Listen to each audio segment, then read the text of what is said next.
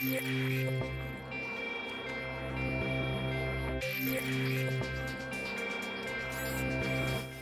actually says she started out worse than broke, but then Linda Hollander and her best friend had an idea. Custom printed bags for major companies. And you know what? Very, very successful. She's now teaching other women how to go from bags to riches. Tonight we welcome Linda Hollander to studio. And first of all, let me ask you, when you say you're worse than broke, how bad is that and how long ago was that? That was 20 years ago, and I was in very, very serious five-figure debt. I was living in a rent-controlled apartment, and when I would go down to the mailbox, my hand would literally shake because there were bills there I could never, ever afford to pay. How did you come up with this idea? With the idea of bags, well, I have never taken a business class in my life, but I was an art major and I collected shopping bags. And one day my mother said, I'm coming by, and all of the stuff went in the closet, and the idea literally hit me on the head because the shopping bags were in a closet. And I said, somebody's got to make these. So that's how my best friend and I came up with our bag company, and we did bags for Nissan, Sears, all the major companies, turned it into a multi-million-dollar business. When you say bags for them, you're talking about the goodie bags that they give bags, away? The shopping bags, the ones you don't even think about that you see at trade shows and at malls.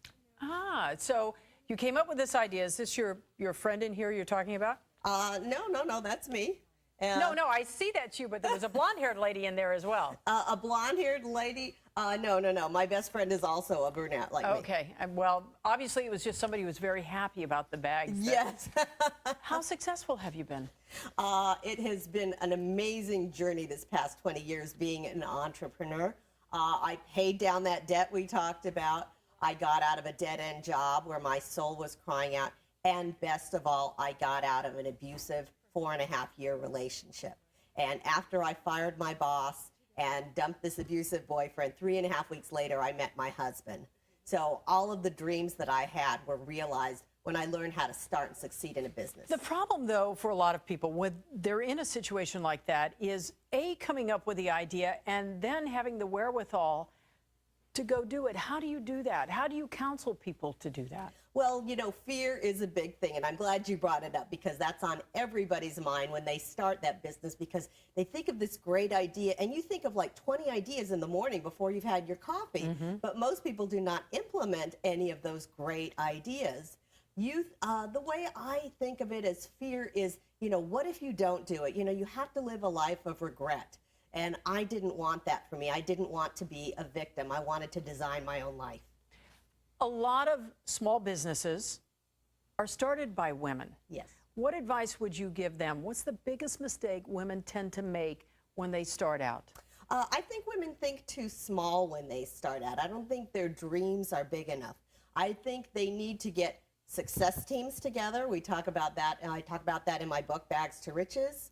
And you need to really deal with people that are successful. That is one of the #1 mistakes, is people just hang with people that they're comfortable with, but they don't up-level and hang with people that are more successful than them. Okay, but you were in debt up to your ears. Yes.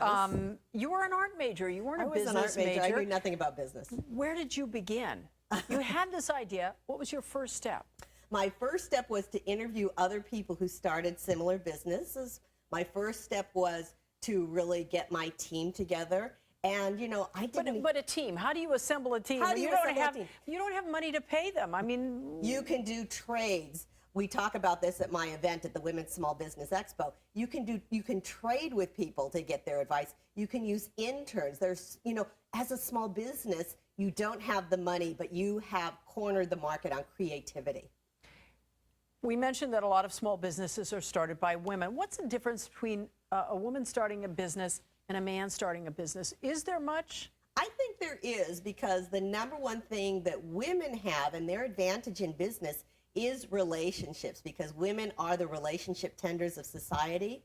And even now in the information age, it's all about maintaining and keeping those relationships in business. And what about help? Is there a lot of help out there if you want to pick up the phone? Are there agencies you can call, or did you call when you started out? Yeah, and I think it's so much easier now than it was 20 years ago, because you could start what's known as virtual businesses. You could hire a virtual assistant for a few hours a week, and just pay them and not have that pressure of a full-time assistant, not even have the pressure of a location. You could work from your home for a while and then move to a location.